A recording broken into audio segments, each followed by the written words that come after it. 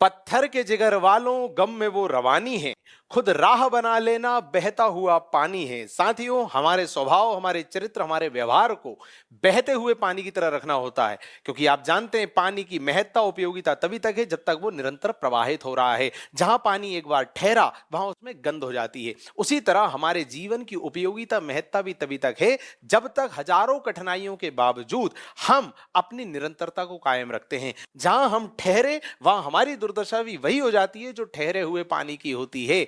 अतः हमें निरंतरता को कायम रखना है, निरंतर आगे बढ़ते चलना है, किसी भी स्थिति में ठहरना नहीं है। उसी क्रम में आपके लिए श्रृंखला चलाई जा रही है जिसमें हम हर पेपर के पेपर 1, 2, 3 के 3 मार्कर और पेपर 4 के 2 मार्कर क्वेश्चन आपके लिए लेके आने वाले हैं। और जैसा मैंने आपको वादा किया है कि हर टॉपिक को, हर सब्जेक्ट को कवर किया जाएगा बिल्कुल सीक्वेंस में।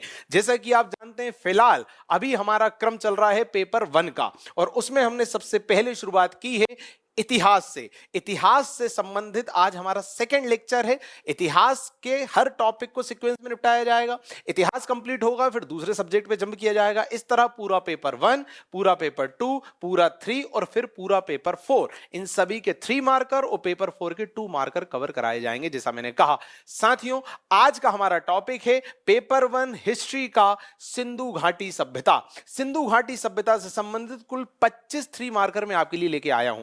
जी हां, 25 3 मार्कर। मेरा प्रयास है कि एक भी 3 मार्कर इससे बाहर ना जाए।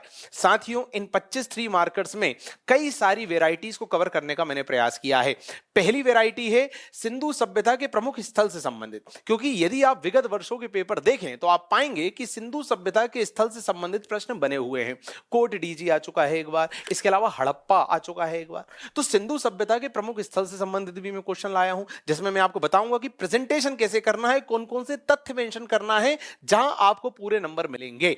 दूसरी वैरायटी हम कवर करेंगे सिंधु सभ्यता की कुछ खास विशेषताओं के बारे में, कि भाई सामाजिक जीवन में क्या क्या था खास, आर्थिक जीवन में क्या क्या था खास, राजनीतिक जीवन में क्या क्या था खास, उससे क्या प्रश्न बन सकते हैं।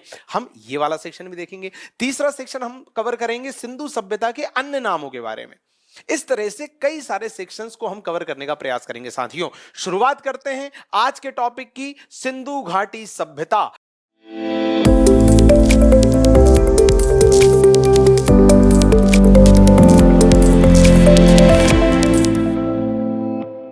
पहला क्वेश्चन आपके सामने है कि भारतीय पुरातत्व का जन्मदाता। साथियों, आप सभी जानते हैं ये वाला जो क्वेश्चन है ये एक बार एमपीपीएससी प्रीलिम्स में पूछा जा चुका है।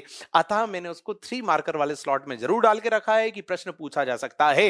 भारतीय पुरातत्व का जन्मदाता आप सभी जानते हैं अलेक्जेंडर कनिंघम को कहा जाता है।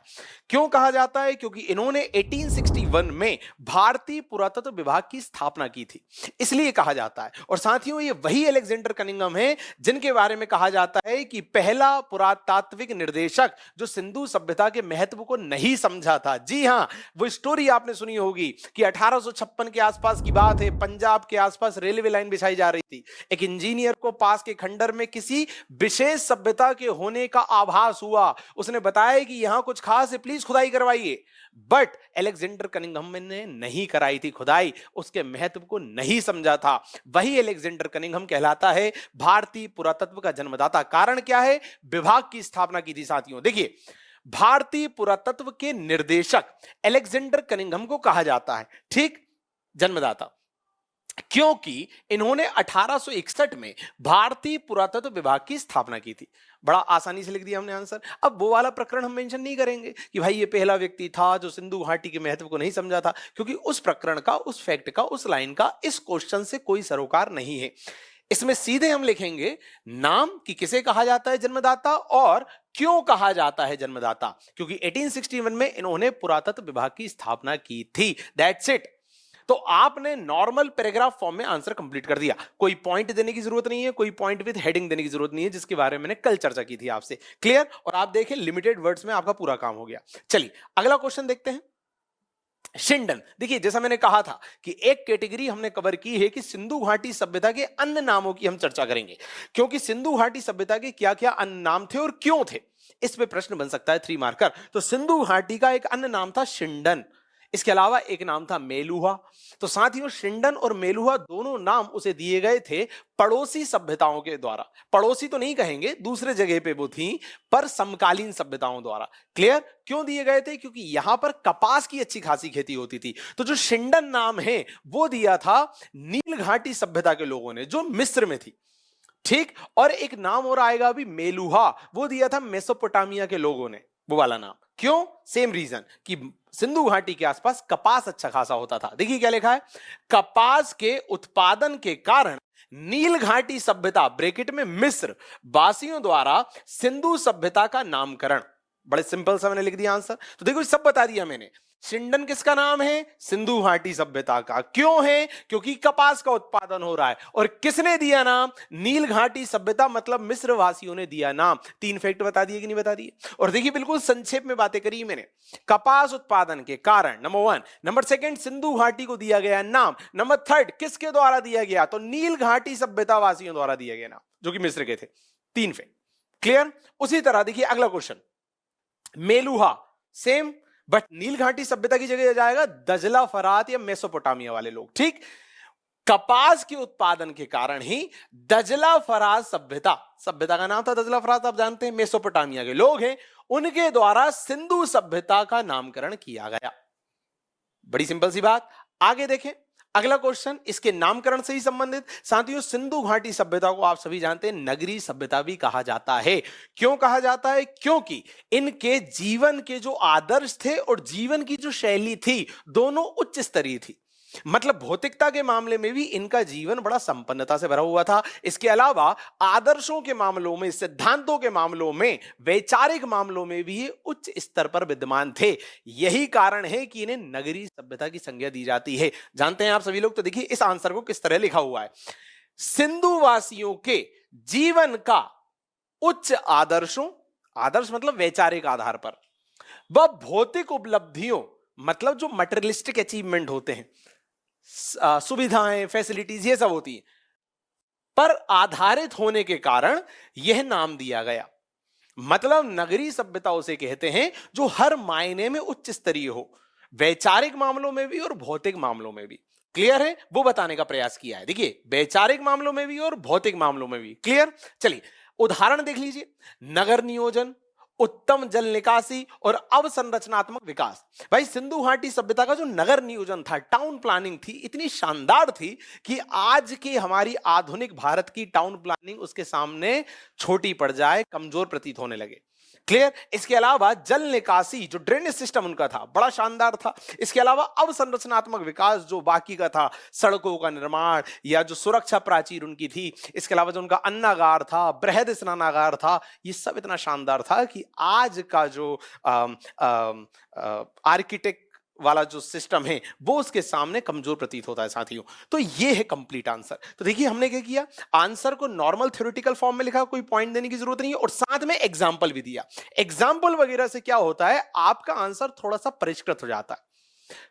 केवल डेफिनेशन लिखने से काम नहीं होगा, आप थोड़े से एग्जाम्पल भी दे देंगे, आप थोड़े से एविडेंस दे देंगे, आप थोड़े से साक्ष्य दे देंगे उन्हें यदि, तो आपका आंसर बाकी आंसर से बेहतर हो जाएगा। वही प्रयास यहां हुआ है। देखिए क्लियर? और आप एक चीज और देख रहे होंगे कि बड़े संक्षेप में बात कहने की कोशिश की और ज्यादा से ज्यादा तथ्य मेंशन करने का प्रयास किया जा रहा है। चलिए आगे देखते हैं। तो पहले हमने डेफिनेशन बता दी और उदाहरण भी दे दिया। ठीक, आगे देखते हैं अगला क्वेश्चन। कांस्य युगीन सभ्यता। भाई सिंधु घाटी सभ्यता को कांस्य युगीन सभ्यता भी कहते हैं। कारण आपको पता है कि जो दैनिक जीवन था इनका, उसमें चाहे बर्तन हो, औजार हो, आभूषण हो, हथियार हो, हर जगह जो धातु प्रयुक्त हो रही थी वो कांसा थी। यही कारण है कि सभ्यता को कांस्य युगीन सभ्यता भी कहा जा रहा था, क्योंकि आप जानते हैं कि सिंधु घाटी टाइम पीरियड तक लोहे की खोज तो हुई नहीं थी। लोहे की खोज तो उत्तर वैदिक काल के एंड में हुई थी। क्लियर है? तो कांसे का प्रयोग होता है। देखिए क्या लिखा है, दैनिक जीवन में कांसे के बर्तन, औजार, उपकरण और आभूषण के उपयोग किए जाने के कारण सिंधु सभ्यता को यह नाम दिया गया। बड़ी संक्षेप में हमने बातें कह दी, लिमिटेड वर्ड्स में हमारा आंसर कंप्लीट हो गया। क्लियर है? चलिए आगे बढ़ते हैं। तो साथियों अगला आखिरी क्वेश्चन इस कैटेगरी का, जहां हमने हर तरह के उसके उपनाम या जो दूसरे नाम है उसकी चर्चा कर ली। अगला देखिए हड़प्पा सभ्यता, ये क्वेश्चन आ चुका है। हड़प्पा सभ्यता, अब आप जानते हैं सिंधु सभ्यता को हड़प्पा सभ्यता भी कहते हैं। नहीं, ये क्वेश्चन नहीं आया था, आई एम सॉरी, हड़प्पा पे लिखने आ गया था 3 मार्कर में। क्लियर? तो हड़प्पा सभ्यता, सिंधु सभ्यता को हड़प्पा सभ्यता भी कहते हैं। क्यों कहते हैं? क्योंकि आप सभी जानते हैं कि जब सिंधु सभ्यता के जो स्थल है उनका जब उत्खनन हो रहा था, खुदाई हो रही थी, तो सबसे पहले जो खोजा गया स्थल था वो हड़प्पा था। यही कारण है कि इस पूरी सभ्यता को हड़प्पा नाम दे दिया गया। 1921 में दयाराम साहनी के नेतृत्व में खुदाई हुई थी, आप सभी जानते हैं, और निर्देशन किया था सर जॉन मार्शल ने। यही कारण है कि हड़प्पा सभ्यता, इस सभ्यता को नाम दिया गया। देखिए क्या लिखा है, उत्खनन के दौरान खोजा गया पहला स्थल हड़प्पा था, इसलिए सभ्यता को यह नाम दिया गया। आप चाहो तो ब्रैकेट में एक चीज और मेंशन कर सकते हो, 1921 comma Dayaram Sahni, that's it.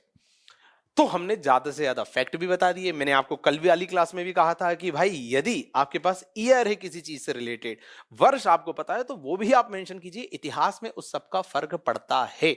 मैंने क्या बोला, 3 मार्कर में ज्यादा से ज्यादा फैक्ट दे दो उसे, उससे संबंधित ज्यादा से ज्यादा फैक्ट बता दो उसे, बट थ्योरेटिकल आंसर से बचना है, अनावश्यक थ्योरी नहीं लिखनी है, सेंटेंस फॉर्मेशन से बचना है। क्लियर? चलिए अगला देखते हैं। तो सिंधु सभ्यता का भौगोलिक विस्तार, साथियों भौगोलिक विस्तार से संबंधित कई फैक्ट हम जानते हैं। इसका क्षेत्रफल हम जानते हैं लगभग 13 लाख वर्ग किलोमीटर था। दूसरा हम जानते हैं कि भाई इसका विस्तार जो है वो सिंधु नदी के आसपास था, पर इसका सर्वाधिक संकेंद्रण सरस्वती नदी के पास था। इसके अलावा हम जानते हैं इसकी उत्तरी सीमा मांडा मतलब जम्मू कश्मीर मतलब चिनाब नदी के किनारे थी। इसकी दक्षिणी सीमा देमावाद मतलब महाराष्ट्र मतलब गोदावरी नदी के किनारे थी। इसकी पूर्वी सीमा आलमगीरपुर मेरठ यूपी मतलब हिंडन नदी के किनारे थी। और इसकी पश्चिमी सीमा सुतकांगेदोर मतलब बलूचिस्तान मतलब दाश्क नदी के किनारे थी। इतने सारे फैक्ट हम जानते हैं भौगोलिक विषय से संबंधित। अब इन सारे फैक्ट्स को, जैसा मैंने कहा, ज्यादा से ज्यादा फैक्ट मेंशन करना है। लिमिटेड स्पेस है हमारे पास 3 लाइन का, और अनावश्यक थ्योरी नहीं लिखनी है। तो क्या कर सकते हैं, देखिए कल वाली तकनीक क्या बताया था मैंने, आप यदि पॉइंट्स विद हेडिंग मेंशन करते हो तो आप सेंटेंस फॉर्मेशन से बच जाते हो।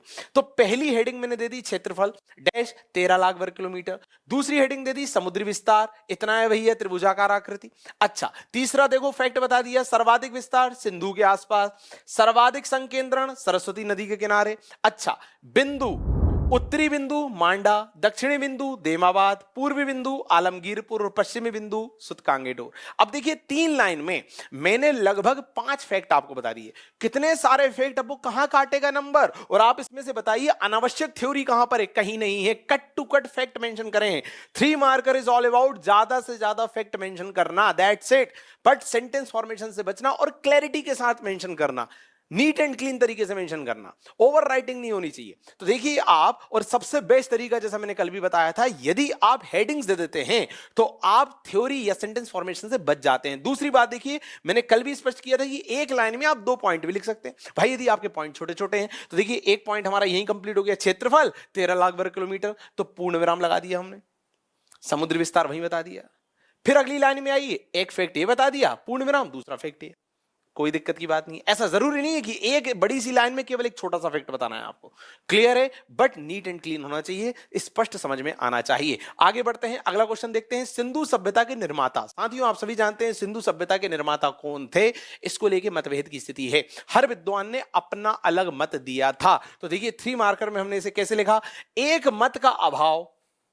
भाई निर्माता कौन था, एक मत का अभाव है इसमें। जैसे आर्य किसने कहा, लक्ष्मण स्वरूप वत्स और टीएन रामचंद्रन ने। सुमेरियन लोग इसके निर्माता थे, यह बात किसने कही, गार्डन चाइल्ड ने। द्रविड़ इसके निर्माता थे, यह बात कही राखाल दास बनर्जी ने। और दास मतलब अनार्य इसके निर्माता थे, यह बात कही मार्टिमर व्हीलर ने। फिर आप देख रहे हैं 3 लाइन, लिमिटेड वर्ड्स और ज्यादा से ज्यादा फैक्ट, दैट्स इट, यही तरीका है। और आप फिर देखें, एक ही लाइन में मैंने 2 पॉइंट मेंशन कर दिए। आपका यदि पॉइंट आधी लाइन में कंप्लीट हो रहा है और बची हुई आधी लाइन में एक पॉइंट और आ सकता है, तो पूर्ण विराम करके या कॉमा करके आप सेकंड पॉइंट लिख सकते हैं। आप देखिए मैंने हेडिंग्स देके थ्योरी लिख दी, हेडिंग्स देके थ्योरी लिख दी। क्या बात है, क्लियर है? आगे बढ़ते हैं, अगला क्वेश्चन।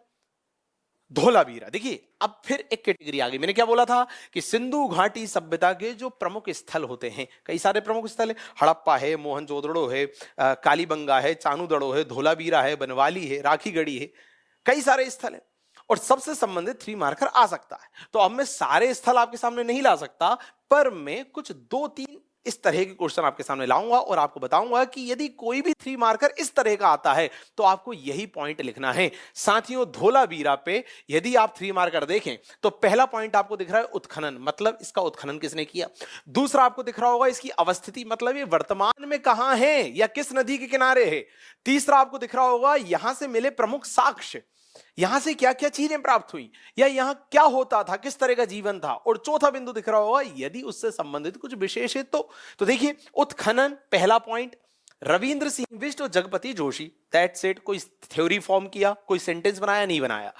दूसरा पॉइंट मैंने यही पूर्ण विराम करके दे दिया, अवस्थिति कहां, कच्छ गुजरात, कॉमा करके नदी लिख दी रंगोई, दैट्स इट। नीचे आइए साक्ष्य, सर्वाधिक संख्या व बड़े लिपि वर्ण यहां से मिले, पूर्ण विराम करके या कॉमा करके 3 भागों में वर्गीकृत एकमात्र नगर है, एकमात्र नगर जो 3 हिस्सों में बटा हुआ था। नहीं तो आप सभी जानते हैं कि सिंधु सभ्यता के सारे स्थल 2 भागों में बटे हुए थे, पश्चिमी भाग और पूर्वी भाग। पूर्वी हिस्सा जो है वो निचला हिस्सा था जहां पर आम जनमानस जीवन यापन करता था और पश्चिमी हिस्सा थोड़ी ऊंचाई पर था जिसे गढ़ी भी कहते थे, दुर्ग भी कहते थे, जहां पर प्रशासनिक और राजनीतिक गतिविधियां संचालित होती थी। बट धोलावीरा एकमात्र ऐसा स्थल है जो 3 भागों में बटा हुआ था। साथियों विशेष इसके बारे में यह है कि सर्वाधिक विकसित नगर है। तो आप देखिए मैंने 4 पॉइंट मेंशन करे और फिर वही पद्धति अपनाई, हेडिंग्स दे दी, उससे सेंटेंस फॉर्मेशन से मैं बच गया। उत्खनन जरूर बताइएगा किसने किया, अवस्थिति जरूर बताइएगा कि किस राज्य में है और कॉमा करके नदी भी बता देना कि किस नदी के तट पे बसा हुआ है।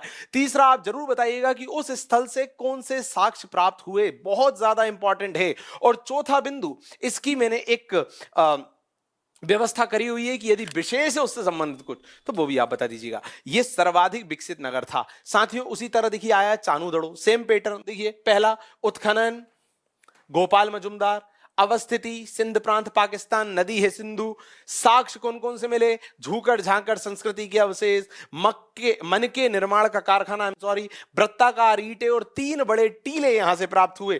विशेष क्या है इसमें, ये एकमात्र स्थल था जो दुर्गीकृत नहीं था, मतलब जहां से गढ़ी या दुर्ग के साक्ष्य नहीं मिले, ये इसकी विशेषता थी।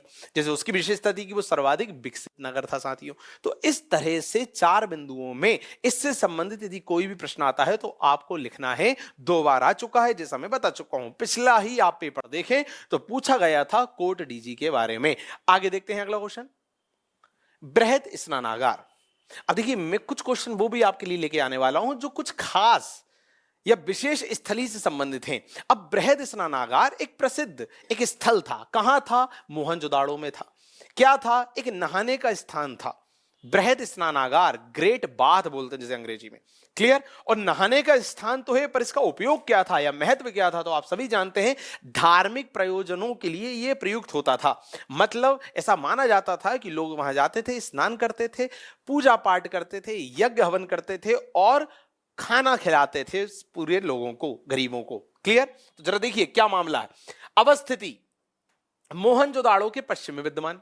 अच्छा भैया, संरचना 12 मीटर लंबा, 7 मीटर चौड़ा, इतना गहरा। अच्छा, सीढ़ियों के ऊपर कुछ कमरे और यज्ञ कुंड के साक्ष्य मिले। इसी से तो पता चला कि भाई कमरे में लोग चेंज करेंगे, कपड़े बदलेंगे। इसके अलावा कुछ यज्ञ कुंड है जहां पर लोग हवन करेंगे, पूजा करेंगे। अच्छा, महत्व क्या है, इसका प्रयोग संभवतः धार्मिक प्रयोजन के लिए किया जाता था। तो 3 पॉइंट आप यदि मेंशन करेंगे तो आपको पूरे नंबर मिल जाएंगे बृहद स्नानागार पे। आपने पहले में ये बता दिया कि इसकी अवस्थिति क्या है, दूसरे में बता दिया है कि इसकी संरचना कैसी है, कितना लंबा, कितना चौड़ा, कितना गहरा था, और यहां पर कुछ कमरे और यज्ञ हवन के साक्ष्य मिले। तीसरा आपने बता दिया इसका प्रयोग कहां होता था, संभवतः धार्मिक क्रियाकलापों के लिए होता था। अब जैसे बृहद स्नानागार एक विशिष्ट स्थली थी, प्रसिद्ध स्थली थी, उसी तरह अन्नागार भी एक प्रसिद्ध स्थली थी, एक विशिष्ट स्थान था, एक संरचना थी। कहां थी यह संरचना? भी मोहनजोदाड़ो से प्राप्त हुई। क्या था इसमें? यहां पर अधिशेष मतलब जो सरप्लस फूड ग्रेन होता था, खाद्यान्न सामग्री होती थी, उसे रखा जाता था, जो ये दर्शाता है कि सिंधु घाटी सभ्यता में अधिक उत्पादन होता था कृषिगत उत्पादों का। इसके अलावा साथियों इसकी एक विशेषता यह है कि अन्नागार जो है वो सिंधु घाटी सभ्यता की पक्की ईंटों की सबसे बड़ी संरचना थी। देखिए पहला पॉइंट मैंने मेंशन कर दिया, अवस्थिति, मोहनजोदड़ो के पश्चिम में विद्यमान। दूसरा बताया कार्य, अधिशेष उत्पादन का भंडारण करना जो सरप्लस हुआ है। इसके अलावा विशेष क्या है?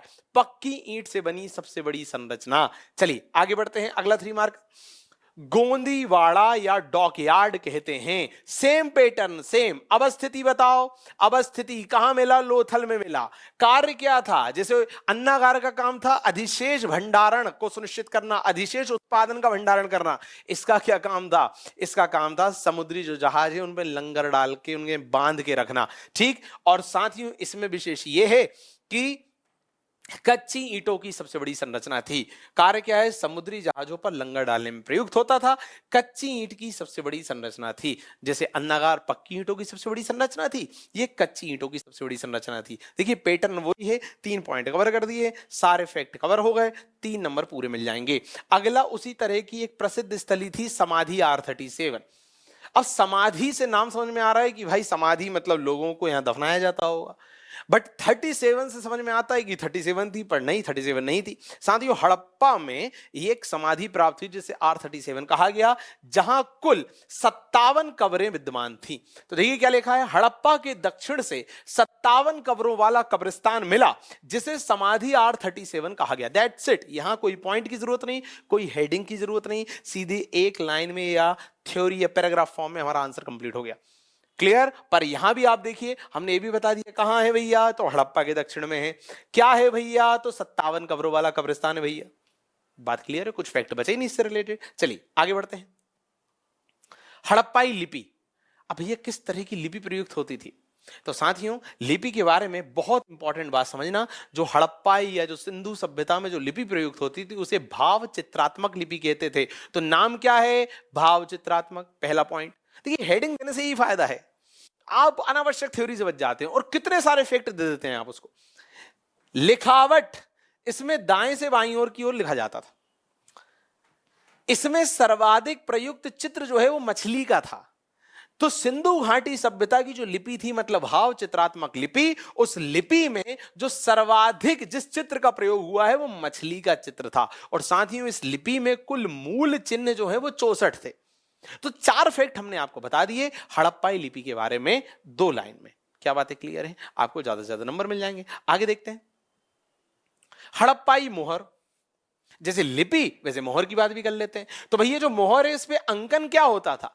तो उनकी मोहरों पे 3 चीजों के अंकन सामान्यतः दिखते थे। उसमें भी सर्वाधिक अंकन जिसका प्राप्त होता था वो था एक श्रृंगी पशु, मतलब एक सींग वाला पशु। इसके अलावा कई जगह अंकन प्राप्त हुआ जिसमें स्त्री के गर्भ से पौधा निकलता हुआ दर्शाया गया है। इसके अलावा स्वास्तिक का भी चिन्ह बना हुआ है कई मोहरों पर। तो 3 तरह के अंकन है, तो उन सभी को हमने अंकन के अंतर्गत डाल दिया।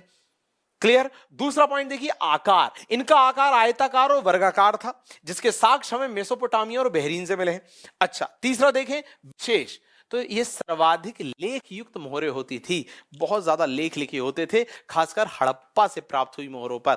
तो 3 फैक्ट मैंने आपको बता दिए। साथियों अंकन किन किन का था उन सबको एक पॉइंट में लिख दिया। एक श्रृंगी पशु, स्त्री के गर्भ से निकलता हुआ पौधा, इसके अलावा स्वास्तिक। दूसरा हमने उसका आकार भी बता दिया, ये भी बता दिया ब्रैकेट में कि साक्ष्य कहां से मिले, और फिर ये भी बता दिया कि इसकी विशेषता क्या थी। तो साथियों फिर देखिए आप कि लिमिटेड वर्ड्स में 3 लाइन के अंतर्गत ही जो आपको वहां मिलने वाली है उसमें आपने ज्यादा से ज्यादा फैक्ट बता दिए। बात होती है संक्षेप में लिखने की और ज्यादा से ज्यादा तथ्य कवर करने की। अगला क्वेश्चन देखिए, सिंधु वासियों की अंतिम संस्कार की पद्धतियां। मैंने क्या बोला, एक भी डायमेंशन हमने नहीं छोड़ा। इससे बाहर क्वेश्चन जाने की पॉसिबिलिटी नगण्य है, बहुत ही कम है। इतना यदि कर लिया और फिर भी इसके बाहर चले जाता है तो फिर वो आपके और हमारे हाथ में नहीं है। क्लियर? इतने ही कर सकते हो आप। 25 3 मार्कर निकाल दिए। क्लियर? जरा देखिए, सिंधु सभ्यता वासियों के अंतिम संस्कार की क्या पद्धतियां थी? तो 3 पद्धतियां विद्यमान थी। पहली थी पूर्ण शवाधान, भाई शव को पूरी तरह आपने दफना दिया। दूसरा था आंशिक शवाधान, मतलब पहले पशु पक्षी के भोजन के लिए उसे छोड़ दिया, फिर जो बचा हुआ शरीर है उसे दफना दिया। तीसरा है कलश शवाधान, इसमें उसे जलाया गया, उसकी राख को एक कलश में रख के दफना दिया गया। तो देखिए जरा, पूर्ण शवाधान, पूरे शरीर को जमीन के अंदर दफनाया गया। आंशिक शवाधान, मृत शरीर को पहले पशु पक्षियों के उपभोग के लिए छोड़ बाद में शेष भाग को दफनाया। तीसरा कलश शवाधान, शव को जलाने के बाद बची राख को कलश में रखकर दफनाना। कितने संक्षिप्त में, कितने शॉर्ट में बातें लिखने की कोशिश करी गई है देखिए। और तीनों शवाधान हमने मेंशन कर दिए, अंतिम संस्कार की पद्धतियां मेंशन कर दी। अगला देखते हैं, हड़प्पाई बांट या मापक इकाइयां। साथियों आप सभी जानते हैं कि जो हड़प्पाई मापक इकाइयां थी सिंधु सभ्यता में, जो बांट थे वो 16 के अनुपात में होते थे। दूसरा ये है कि ये चूना पत्थर, सेलखड़ी और हाथी दांत के बने होते थे।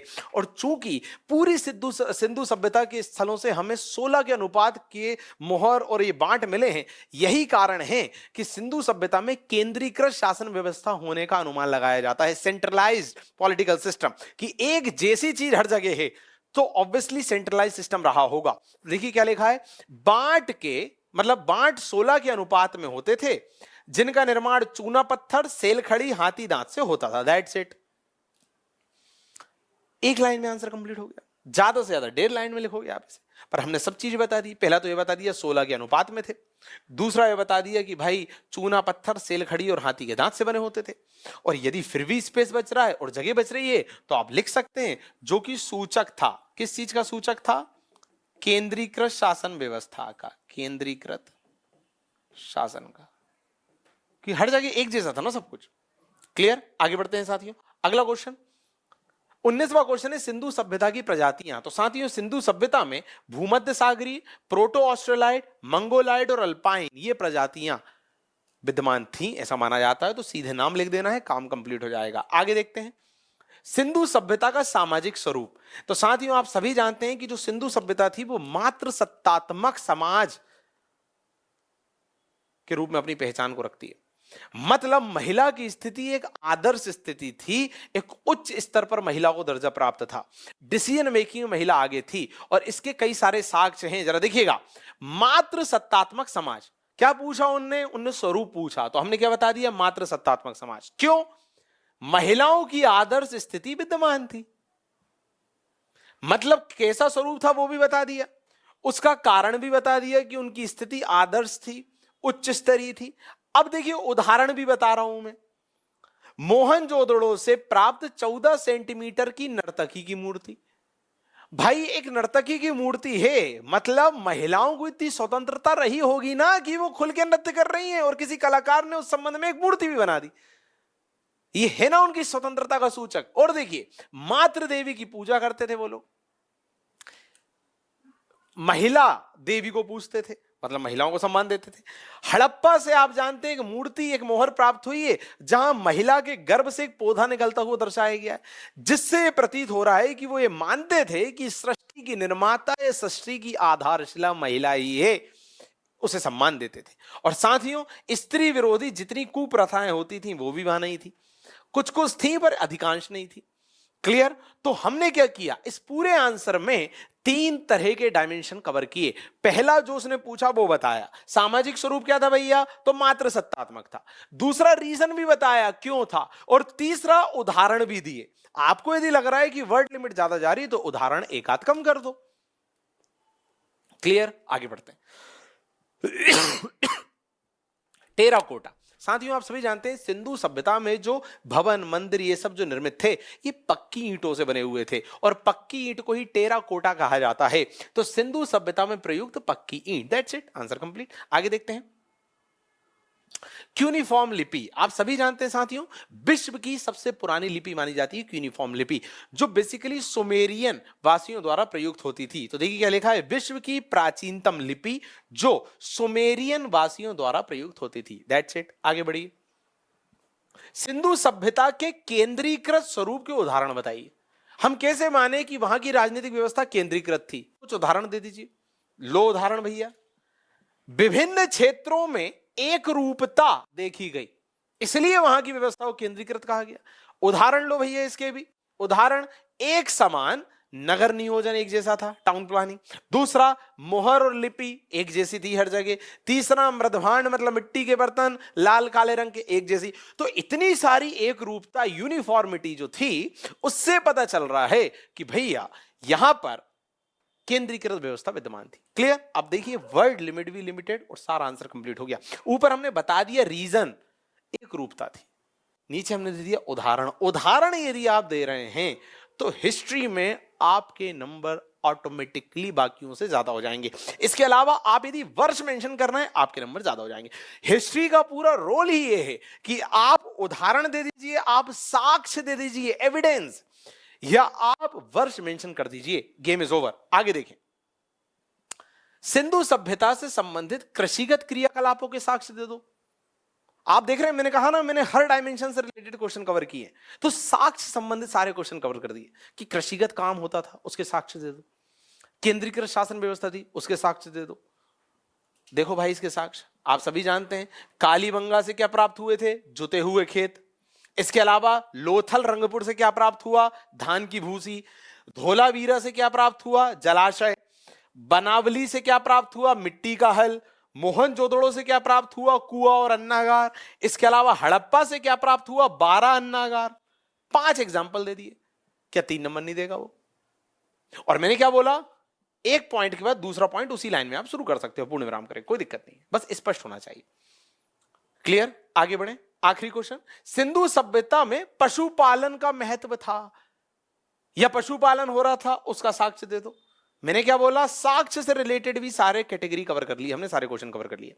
केंद्रीकृत व्यवस्था के साक्ष्य हमने दे दिए, कृषिगत क्रियाकलापों के साक्ष्य दे दिए। अब पशुपालन का महत्व था या पशुपालन होता था, उसके साक्ष्य। तो पहला तो उपयोग, पशुओं का उपयोग हर जगह हो रहा है, इससे पता चल रहा है पशुओं की महत्ता थी।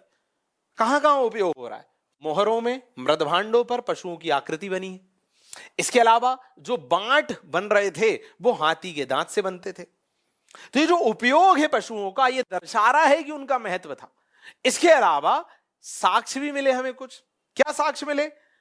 पंजाब में मनुष्य और कुत्ते को एक साथ दफनाया गया। इसके अलावा सुरकोटड़ा में घोड़ा और गुजरात में हाथी के पालन का साक्ष्य मिला।